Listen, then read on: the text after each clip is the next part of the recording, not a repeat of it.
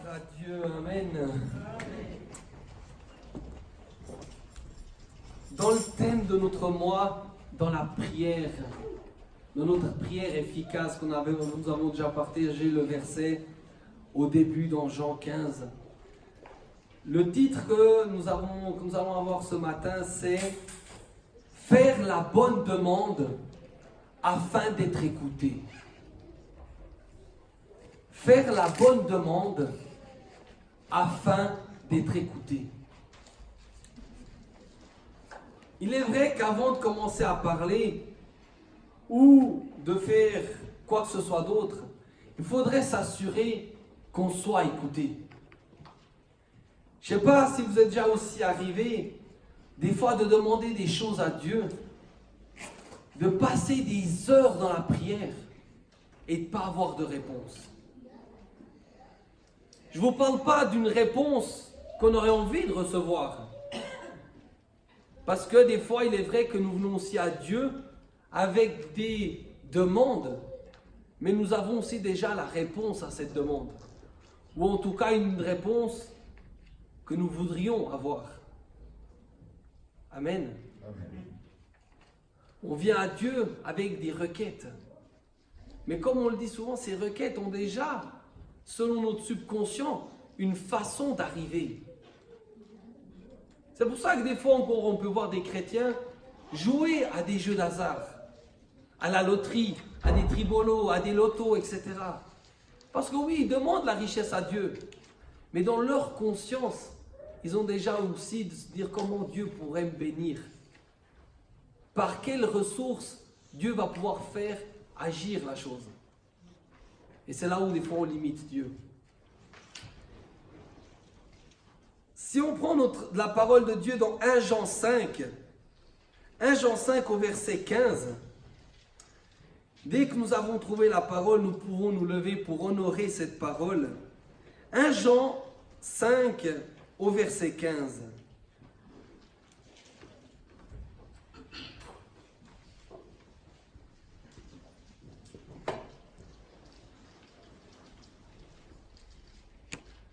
Si nous n'avons pas notre Bible, il y en a maintenant déjà quelques-unes à disposition, mais faisons ce travail de prendre notre Bible avec nous. Amen. Amen. C'est ça qui pourra te distinguer dans le bus, en plus de ton beau vêtement de ce dimanche. Vous êtes beau et belle. Amen. Gloire à Dieu. 1 Jean 5 au verset 15, il est écrit « Et si nous savons qu'il nous écoute, quelle que soit notre demande, nous savons que nous possédons ce que nous lui avons demandé. » Amen. Amen. On peut prendre place. Je vous remercie. Et si nous savons qu'il nous écoute, la question qu'on peut se poser ce matin, c'est est-ce que quand je prie, Dieu m'écoute? Est-ce que j'ai cette firme conviction que Dieu m'écoute? Je ne sais pas si vous-même, vous avez déjà pu l'expérimenter peut-être. Dans certaines circonstances, il y a une grande différence entre écouter et entendre. Amen. Et c'est là cette distinction qu'il faut se dire. Quand on vient dans la présence de Dieu, est-ce qu'on vient de telle manière qu'il nous entend ou qu'il nous écoute? On peut nous-mêmes, autant qu'être humain, l'expérimenter tous les jours. Moi, des fois, je le constate avec ma femme. Amen. Des fois, quand je regarde la télé, elle parle. Je l'entends. Mais je ne l'écoute pas forcément. Amen. Parce que c'est ce jour-là où j'ai envie de me déconnecter. Mais elle, c'est le jour où elle a envie beaucoup de parler. Et puis peut-être sur des sujets qui ne m'intéressent pas forcément. Alors oui, elle parle.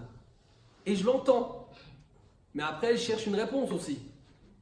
Mais elle dit, tu ne m'écoutes pas, de toute façon, j'arrête. Et puis du coup, c'est la même attitude que des fois nous avons vis-à-vis de Dieu. Nous prions. Et on ne reçoit pas la réponse. Et j'arrête. T'arrêtes pourquoi? Est-ce que tu as su attirer l'attention? Est-ce que tu as su faire quelque chose?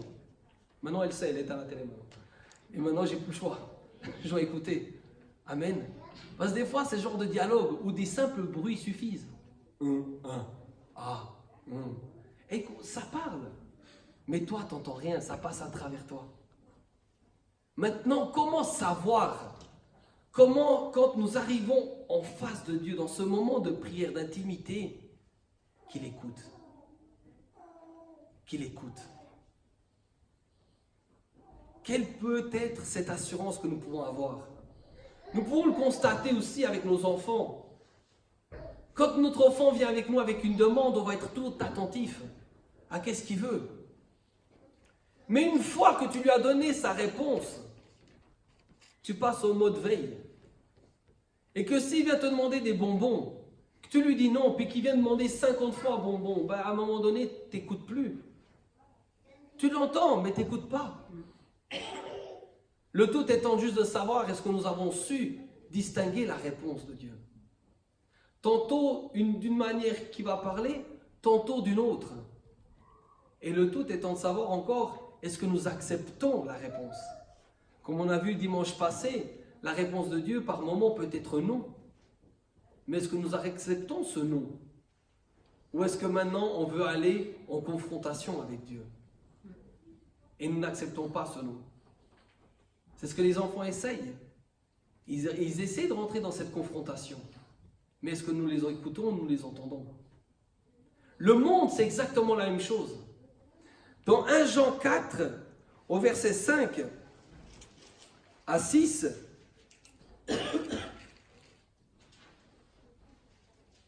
il nous est dit, eux, ils sont du monde. Voilà pourquoi ils parlent d'après le monde. Et le monde les écoute. Nous sommes de Dieu. Celui qui connaît Dieu nous écoute. Celui qui n'est pas de Dieu n'écoute pas. C'est ainsi que nous identifions l'esprit de vérité et l'esprit de l'erreur. C'est compliqué pour le monde de t'écouter. C'est compliqué. C'est compliqué à un dépressif de comprendre ce que tu veux dire par la foi.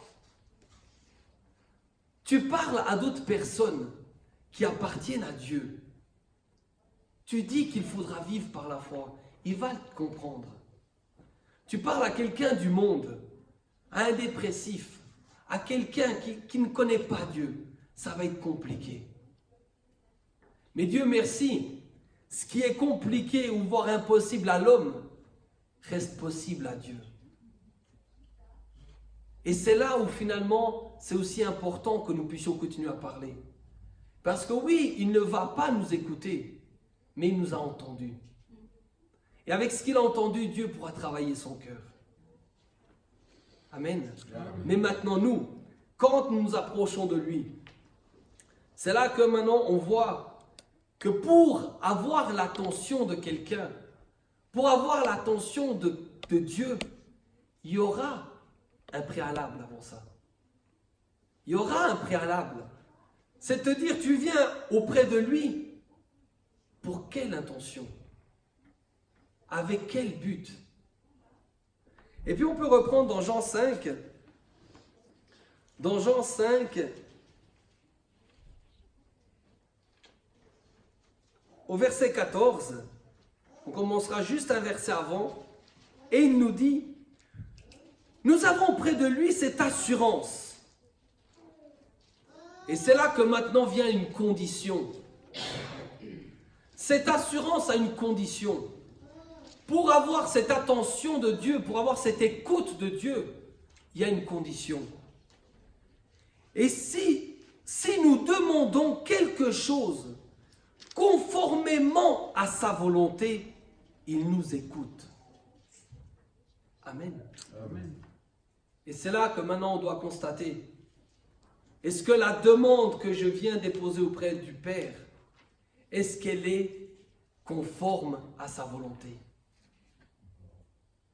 Est-ce que tous nos sujets de prière sont réellement conformes à Dieu? pour qu'il puisse nous écouter? Ou est-ce qu'effectivement on vient au-devant de lui avec des prières, des requêtes, des supplications même? Amen. Des actions de grâce. Mais que finalement il n'écoute pas parce que c'est juste pas conforme à sa volonté. Et c'est là où finalement la prière d'un chrétien souvent change aussi quand on réalise quelle est la volonté de Dieu. On voit l'évolution que le chrétien peut avoir, que l'enfant va avoir pour atteindre cette stature de fils comme on avait déjà partagé. Mais maintenant, est-ce que ces demandes, ces requêtes sont conformes à sa volonté? Est-ce que pour Dieu, qu'est-ce qui est le plus important? Que tu sois guéri dans le naturel ou guéri dans le spirituel? Que tu te consacres d'abord à lui ou d'abord au monde? Quelles sont les natures propres de nos demandes? Nous connaissons tous ce verset dans Jacques. Amen. Que nous ne recevons pas parce que nous demandons mal. Non mal dans l'attitude, non mal dans la façon de parler. Amen. Mais on verra après. Je vais continuer ici donc. Nous avons près de lui cette assurance. Si nous demandons quelque chose conformément à sa volonté, il nous écoute. Et si nous savons qu'il nous écoute, quelle que soit notre demande, nous savons que nous possédons en lui, que nous possédons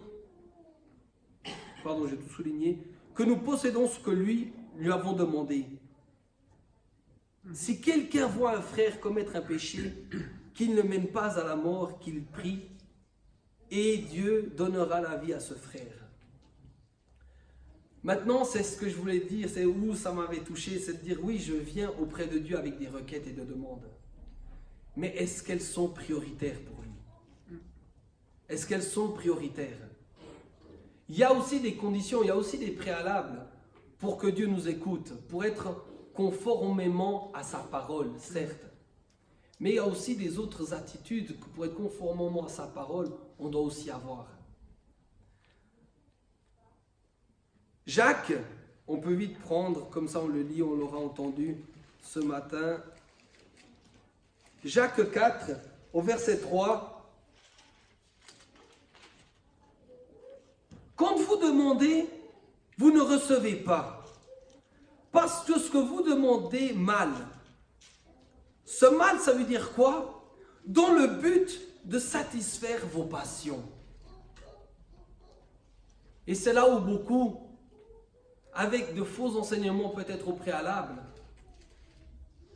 l'enfant devient frustré. Parce qu'effectivement, il fait toujours des mêmes requêtes, des mêmes demandes, et sans avoir de réponse à ses prières.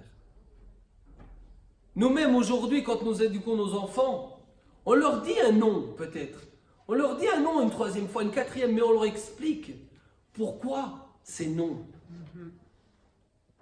Amen. Encore hier, oui, elle voulait des bonbons, plein de bonbons, mais non, tu ne dois pas manger de bonbons parce que sinon ça te fera mal au ventre. Il y aura une réponse. Maintenant, est-ce qu'on va l'accepter ou pas, c'est encore autre chose. Mais là, on nous dit que c'est à la base sur le principe nos demandes qui sont principalement orientées pour nos propres passions, pour notre propre nature. Et des fois, c'est là où on se dit, oui, on met une église en avant, on met une prière, je prie pour mon frère, je prie pour une sœur. Oui, certes, mais regarde la nature, pourquoi tu l'as fait.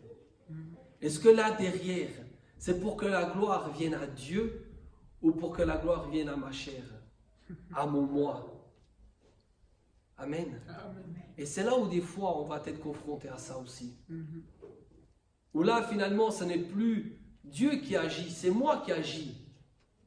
Et ça peut avoir des conflits. On peut avoir des conflits entre nous et le Créateur. Parce que finalement, comme dans notre verset du mois, on nous dit que sans lui, nous ne pouvons rien faire. Sans lui, nous sommes totalement stériles.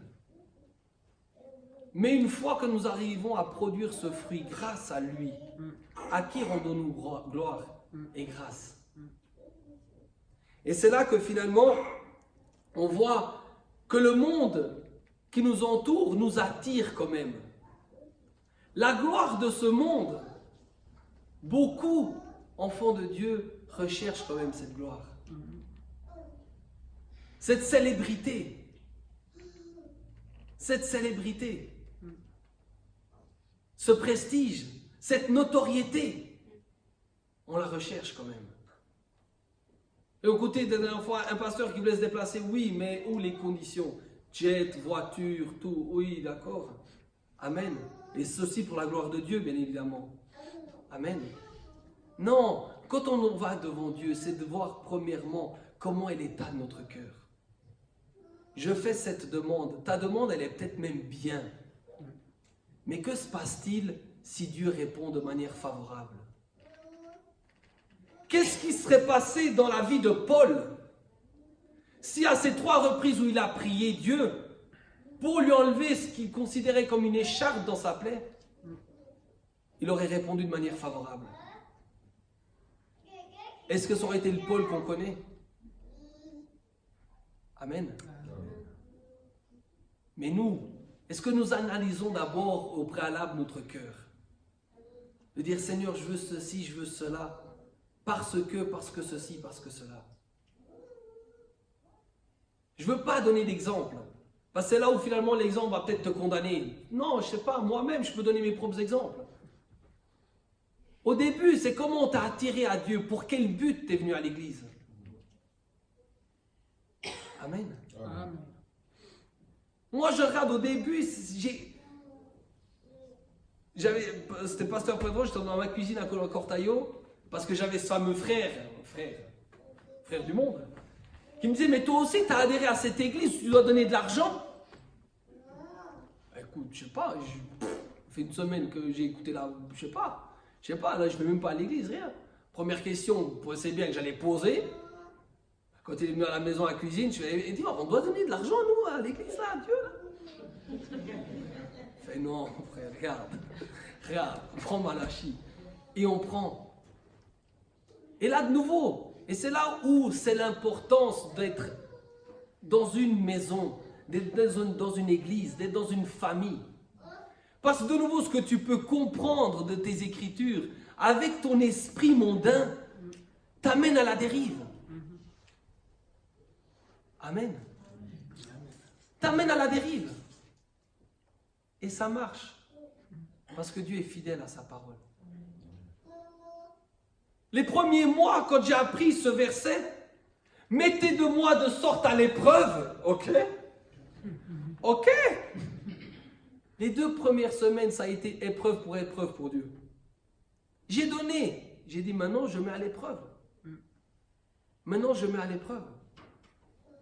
Mais de nouveau, et tu baignes là-dedans, tu vois que ça réussit, pourquoi arrêter?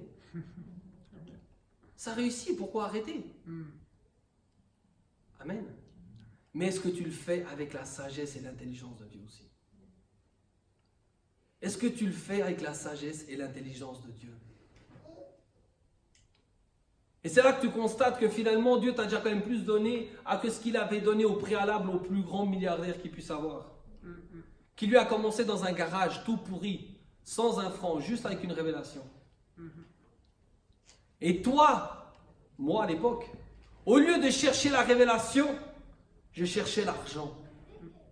Au lieu de chercher la révélation qui t'amènera à l'argent. Et c'est là où tu vois, tu commences par l'auto, t'essayes, tu dis oui, non, mais si, bénir, 5 millions d'un coup, ouais, ta parole s'accomplit. Amen. C'est une voie rapide. Mais est-ce que tu as l'enseignement qui va avec? Est-ce que tu as ce père, cette mère qui te nourrit continuellement de cette parole? Amen. C'est ce que je disais. Un enfant aujourd'hui, tout dépendant de l'âge qu'il a, tu le laisses à la maison, il ne meurt plus de faim. Si tu remplis tes armoires, il ne meurt plus de faim. Mais dans quel état il sera? Dans quel état il sera? Une semaine de bonbons. Il va être attiré parce qu'il a envie, parce qu'il aime.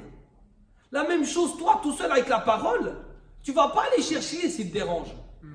Tu ne vas pas aller chercher ce qui fait mal en toi. Mais tu vas aller chercher ce qui te plaît. Les bénédictions d'Abraham. Les bénédictions d'Abraham. Celles-là, tu vas aller les chercher. Amen. Mais la prière de Paul en prison, celle-là, tu laisses pour lui. Il a déjà accompli, Jésus. C'est là l'importance. C'est là l'importance, comme ce sarment qui doit rester accroché à ce cep, qui gardera toute cette nourriture, tout cet aliment. Autant pour nous, enfants de Dieu, nous devons rester accrochés à cette église. Cette église qui deviendra notre mère. Et comme j'avais déjà donné une fois l'enseignement, que finalement cette église qui a plusieurs casquettes, comme nous tous aujourd'hui nous avons plusieurs casquettes. Mon épouse a une casquette d'épouse, mais ce n'est pas la même casquette qui va pour mes enfants. Parce que pour mes enfants, ce n'est pas son épouse, ce n'est pas leur épouse, c'est leur mère. Mais on parle du même individu. Dans certaines circonstances, maintenant je l'appelle mon assistante. Amen. C'est une autre casquette. Et l'Église a aussi plusieurs casquettes. C'est une mère. C'est cette épouse qui doit se préparer pour son époux. Amen. Et quand nous commençons à avoir d'autres révélations, que cette Église est cette mère, mais que la Bible nous parle aussi qu'à la fin des temps, les enfants seront arrogants, fanfarons, cruels envers leurs parents. C'est là doté à quel niveau? Charnel ou spirituel? À quel niveau est notre demande vis-à-vis de Dieu? Est-ce qu'on est déjà arrivé à un stade où Dieu réellement peut tendre son oreille pour écouter ce qui sort? Ou est-ce qu'il dit non, écoute, laisse-le encore mûrir un peu. Laisse passer encore un peu de temps.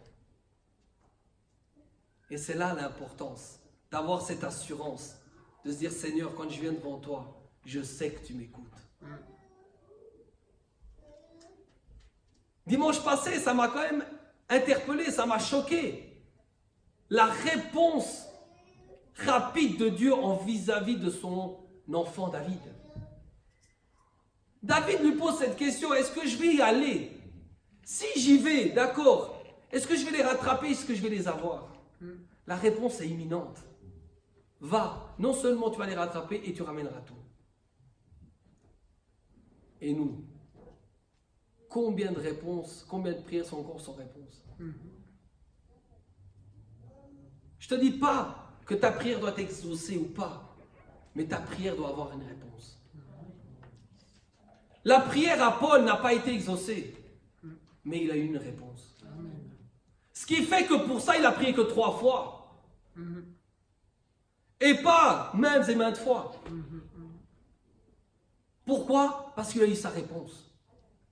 Pourquoi? Parce que Dieu l'écoutait. Et non seulement l'entendait. Amen. Romains 12. Romains 12, au verset 2.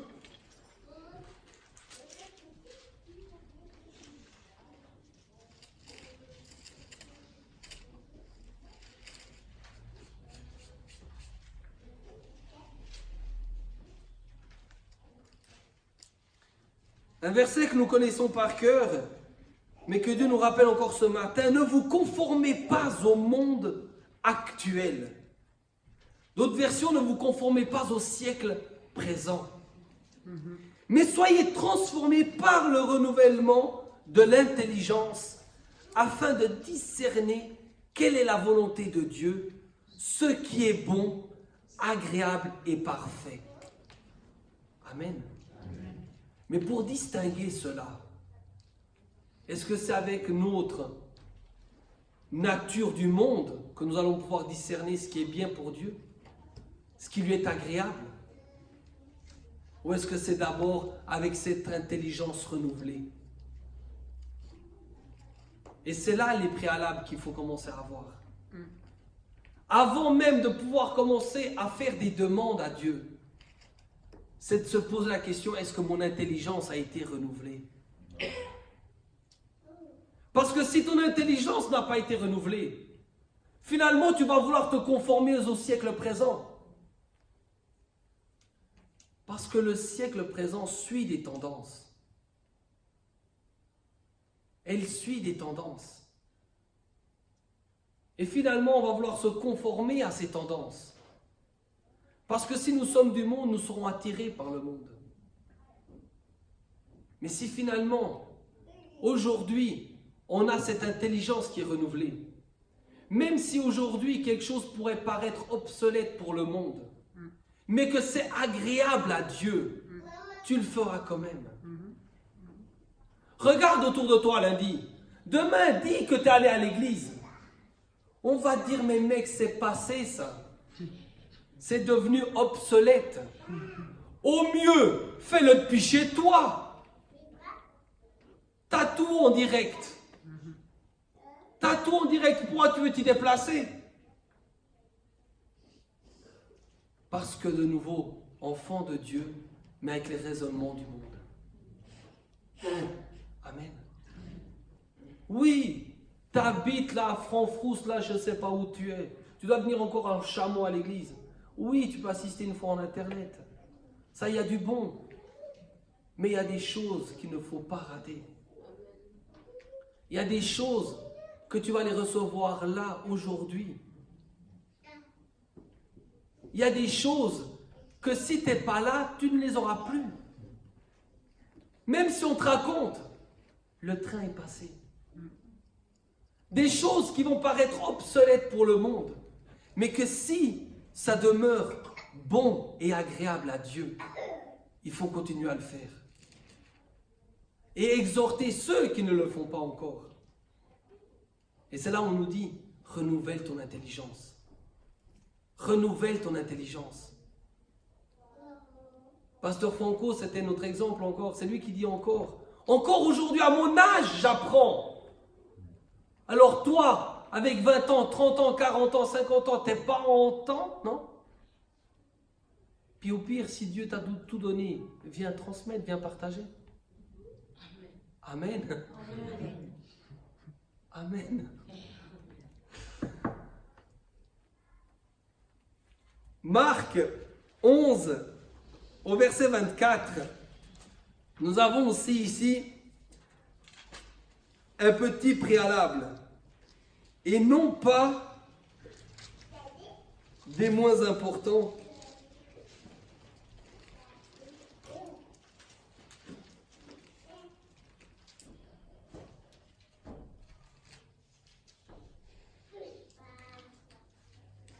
Marc 11 au verset 24, il est écrit, c'est pourquoi je vous le dis, tout ce que vous demanderez en priant, croyez que vous l'avez reçu et cela vous sera accordé. Amen. Quand tu pries, c'est déjà d'avoir cette certitude que c'est acquis. Plus communément connu sous le nom de par la foi. Amen. Et c'est là que finalement, si ou quand est-ce que nous pouvons avoir cette assurance en nous? C'est quand nous allons nous sentir en complète et adéquation avec Dieu. Si tu es en train d'accomplir ce qui est convenable à Dieu, ce qui est selon sa volonté, tu auras cette conviction, toi, que tu n'as plus besoin de prier pour cela. Parce que tu l'as déjà reçu.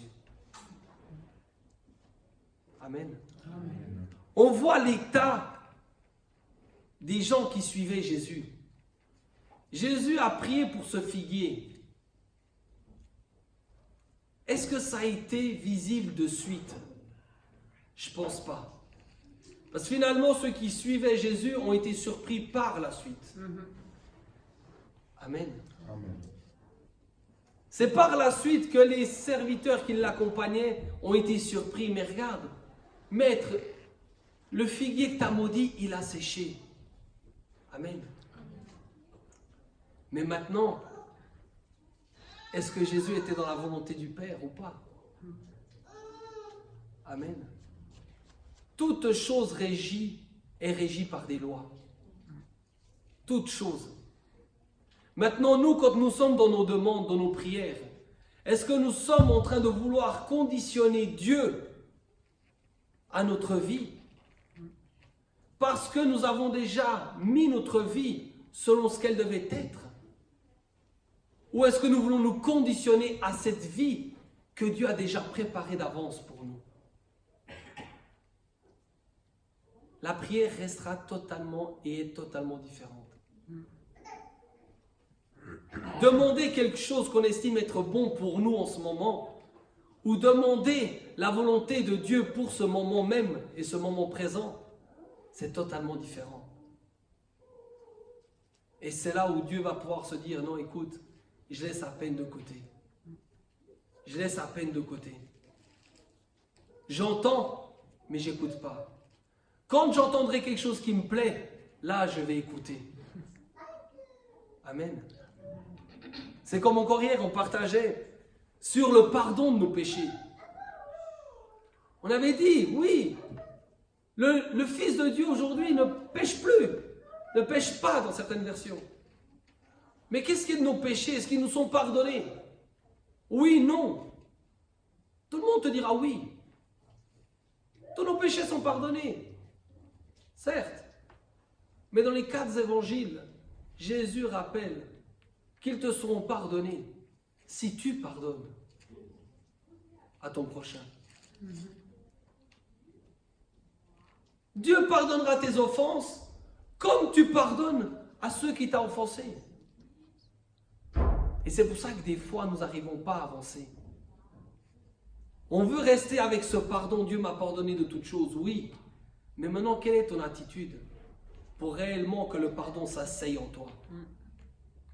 Pour valider le pardon. Amen. Parce qu'il a beau avoir eu pardonné tous tes péchés, mais il n'a encore pas pardonné un nouveau péché qui est de celui de ne pas avoir pardonné son prochain.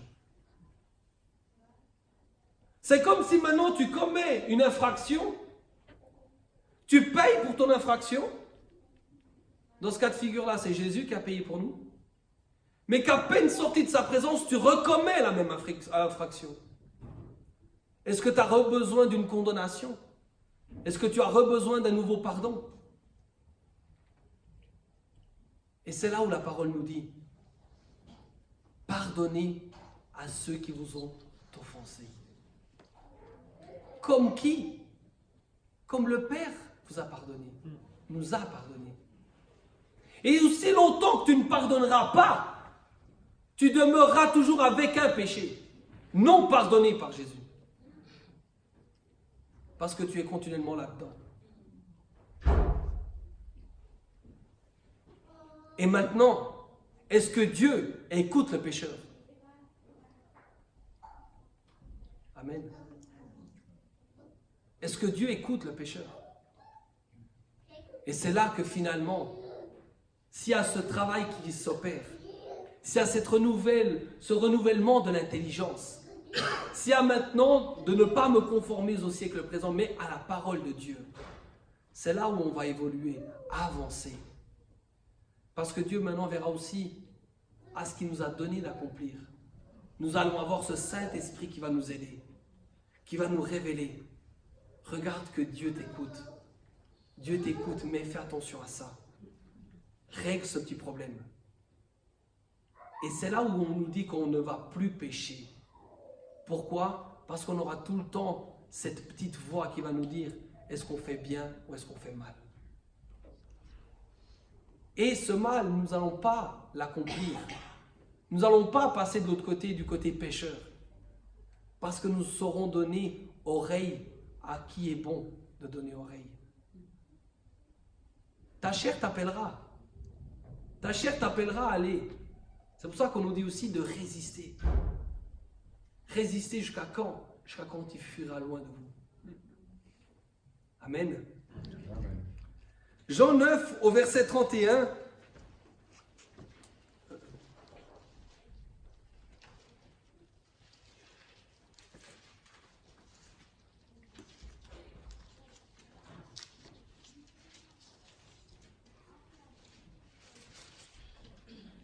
juste pour revenir sur cette prière que Dieu entend, Jean 9, 31 nous dit, nous savons que Dieu n'exauce pas les pécheurs, mais qu'en revanche, si quelqu'un l'honore et fait sa volonté, il l'exauce. Amen. Est-ce que la Bible nous parle qu'il n'entend pas la prière? Non. Il entend la prière. Peut-être que même il écoute la prière. Mais est-ce qu'il l'exauce? Et c'est là qu'il nous dit que non. Qu'il n'exauce pas la prière de cette personne. On ne parle même pas de ceux qui sont dans le monde. Je pense que cette parole est tournée vers l'enfant. Amen. Je reprends.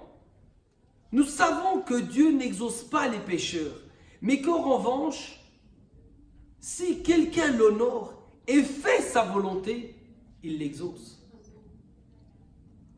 Sa volonté, qu'on se pardonne les uns les autres. Ça en fait partie d'une. Amen. Une autre volonté, que nous puissions écouter sa parole, mais encore la mettre en pratique. Et c'est là où commencera notre marche de tous les jours avec Dieu. Chaque jour, une nouvelle demande viendra. Comme nous, chaque jour, une nouvelle prière viendra. Mais ce qui est important, c'est qu'on puisse faire que ces prières que nous avons pu dresser à Dieu puissent devenir exaucées. Oui, mais tu as dit qu'il n'exaucerait pas toutes ces prières. Oui, c'est vrai. Pourquoi? Parce qu'elles ne sont pas conformes à sa parole. Elles ne sont pas conformes à sa volonté. Est-ce que Jésus lui-même est resté avec des prières en suspens? Est-ce qu'il a prié pour quelque chose qui ne s'est pas réalisé? Non. Mais il accomplissait ce que le Père lui demandait d'accomplir. Et à nous-mêmes aussi. Je suis convaincu que toutes nos prières seront exaucées si pour autant nous demeurons dans la volonté du Père. Si nous demeurons dans cette volonté, toutes les prières seront exaucées. Ou en tout cas, toutes les prières auront eu une réponse. Mais maintenant, quel était l'état du cœur? Quel est l'état du cœur quand nous nous approchons de lui? Est-ce qu'il y a encore la rancœur? Est-ce qu'il y a encore le manque de pardon? Est-ce qu'il y a encore l'égoïsme? Qu'est-ce qu'il y a encore? Amen. Amen. Et puis, si maintenant nous prenons notre verset du mois, Jean 15, au verset 15,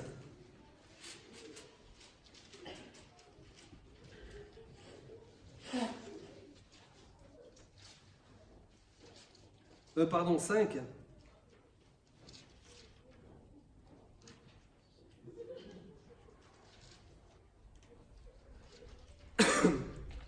Il nous écrit donc, je suis le cep, vous êtes les sarments.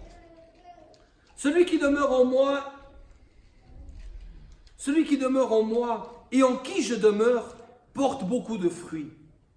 Sans moi, vous ne pouvez rien faire. Si quelqu'un ne demeure pas en moi, il est jeté dehors comme le sarment et il sèche. Puis on le ramasse, le sarment, et on le jette au feu et il brûle. Si vous demeurez en moi et que mes paroles demeurent en vous, vous demanderez ce que vous voudrez et cela vous sera accordé. Si nous sommes accrochés à ce cep, toutes les demandes que nous allons pouvoir avoir sont et viennent du cep. Tout fruit que le sarment va produire, c'est selon le cep. Ce n'est non selon lui-même. mais il devra produire du fruit. Maintenant, c'est de ne pas se vanter de ce fruit aussi. Mais de rendre gloire à qui? À ce cep. À ce cep qui a tout fait. Nous avons fait qu'une seule chose, porter le fruit. Mais celui qui a encore mis le fruit à l'intérieur de nous, c'est Dieu. C'est Dieu qui a mis ce fruit en nous. C'est à lui qu'on doit rendre la gloire, les honneurs, afin de faire ce qui lui est convenable. Et si maintenant, dans chaque prière que nous allons pouvoir lui dresser, nous nous posons la question, dans cette prière, où est-ce que Dieu va se glorifier? Quelle est la part de Dieu là-dedans? Et que nous arrivons à trouver une réponse, Dieu t'accomplira, t'exaucera cette prière. C'est par contre quand tu te questionnes à l'intérieur de toi-même et que tu vois que cette prière n'apportera rien à Dieu, n'apportera rien comme fruit pour lui, elle ne sera pas exaucée. Elle sera entendue, mais pas écoutée. Regardons à l'état de notre cœur. Regardons à l'état de notre cœur quand nous nous positionnons devant lui. Qu'est-ce qui anime ma demande? Qu'est-ce qui anime ma demande? Et c'est là où il faut faire et être très attentif à discerner la bonne voie, à discerner le fruit final. Parce que beaucoup ont commencé par des demandes à Dieu pour effectivement glorifier Dieu. Mais une fois touché la promesse par les mains, on a pu voir que quelque chose d'autre est sorti. Mais pourquoi? Pourquoi? Regardons à l'état du cœur. La chose que Dieu veut le plus, la chose qui est pour lui le plus important, c'est de sauver les âmes. Amen. C'est pas que finalement on devienne riche avec des enfants. Non. C'est de sauver les âmes. C'est pour ça qu'il a envoyé ce Fils qu'il aimait tant. Pour que quiconque croit en lui ait la vie éternelle. Non pour que quiconque croit en lui ait tout de ce monde, mais qu'il ait une seule chose, la vie éternelle. Et d'où il nous dit, cherchez premièrement le royaume et la justice de Dieu, et tout le reste vous sera donné par-dessus. Ça sera donné par-dessus. Mais au préalable, il faut que les personnes aient cette chose et soient convaincus de cette chose, la vie éternelle. Il y en a des qui sont capables de remettre en doute la vie éternelle parce qu'ils n'ont pas la guérison. Il y en a des qui remettent en doute la vie éternelle parce que Dieu ne répond pas à un caprice. Mais regarde, depuis le temps que je prie pour ça. Oui, mais tu es conscient de la vie éternelle quand même en toi ou pas? Est-ce que tu rends déjà grâce pour ce que tu as là ou pas? Est-ce que nous sommes conscients que d'avoir accepté Jésus-Christ comme Seigneur et Sauveur dans notre vie, nous avons par droit cette vie éternelle? Cette vie éternelle qui n'a aucune condition si ce n'est que d'accepter Jésus. Amen. Mais combien d'entre nous, des fois, mettons en cause même cela parce que je n'ai pas la guérison? Dieu, est-ce que tu existes réellement? Est-ce que tu écoutes mes prières? Non, rends grâce déjà à Dieu pour ce que tu as. Demain, il vient. Tu as la vie éternelle. Demain, il vient. Tu as la vie éternelle. Ne serait-ce même que Dieu maintenant répond à ta prière. Tu voulais une entreprise, il commence. Tu mets la fondation de l'église. Tu mets la fondation de l'entreprise. Et il vient te chercher. Et toi, tu vas rester ici pour finir ton travail. C'est ce qu'on veut? C'est ce qu'on veut. Mais Seigneur, je faisais cette église pour toi. Elle devait être belle pour toi. Amen. Oui, alors reste là pour l'achever. On y va. Soyons conscients de cette vie éternelle. Soyons conscients, soyons déjà reconnaissants de cette vie éternelle qui est en nous. Et c'est ça que maintenant Dieu veut que nous puissions transmettre. Un enfant de plus sur la terre, c'est un enfant de plus à convertir. Amen. Profitons déjà de ces âmes qui sont là, qui partent à la dérive. Mais que Dieu les appelle à eux. C'est pour ça que nous sommes encore là. C'est pour ça que l'Église demeure encore. Parce que viendra un jour où ils vont vouloir nous rechercher. Mais nous ne serons plus là. Regardons ce mois de cette prière efficace. Mets à Dieu ce sujet de prière.